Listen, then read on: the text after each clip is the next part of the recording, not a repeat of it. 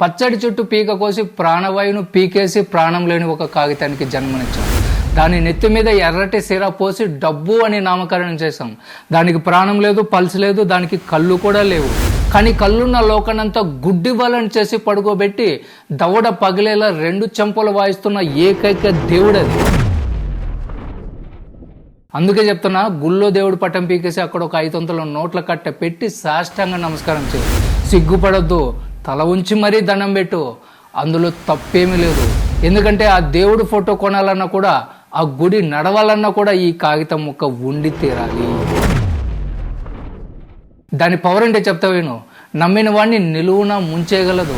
రక్త సంబంధాలను, ప్రాణ స్నేహితులను నడి రోడ్డు మీద నిలబెట్టి నరికేయగలదు. నువ్వు వలచిన పిల్లతో పక్క ఎక్కించగలదు. రేపు అదే పిల్ల చేతికి కత్తిచ్చి నీ పీక కోయించగలదు. దానికి బంధాలు తెలియదు, బేరాలు మాత్రమే తెలుసు.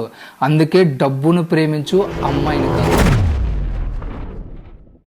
దీని అసలు క్యారెక్టర్ నీకు తెలియాలంటే చాలని జీతంతో పెళ్లి చేసుకో చాలు. నమ్మిన వాడికి 10,000 అప్పు చెయ్యి బదులివ్వు చాలు. అన్నీ బయటపడతాయి. ఇది నథింగ్ బట్ ఇట్స్ ఎవ్రీథింగ్. అందుకే డబ్బును ప్రేమించు, అమ్మాయిని కాదు. అయితే ఇప్పుడు ఏం చేయాలి? నువ్వు పత్తి గింజలాగా న్యాయం ధర్మం అంటూ కూర్చుంటే ఎవడో ఒకడు వచ్చి నీ తల మీద కాలు పెట్టి తొక్కుకుంటూ వెళ్ళిపోతాడు. ఎందుకంటే ఈ కమర్షియల్ లోకానికి నీ మంచితనంతో అస్సలు పని లేదు, దేకను కూడా దేకను. నీ చుట్టూ స్వార్థంతో కుళ్ళిపోయిన రాబంధువులు ఉన్నాయి. వాసన చూసి మరీ వాలిపోతున్నాయి. వాటికి కావాల్సింది నీ రక్తం కాదు, డబ్బు కంపు. అందుకే నువ్వు స్వార్థాన్ని నరాల్లోకి నింపుకో, తొక్కడం నేర్చుకో. డబ్బుని గుండెల్లో పెట్టుకో, ఆడదాన్ని కాదు. ఎలా తొక్కాలంటే డబ్బు నిన్ను చూసి సెల్యూట్ కొట్టాలి.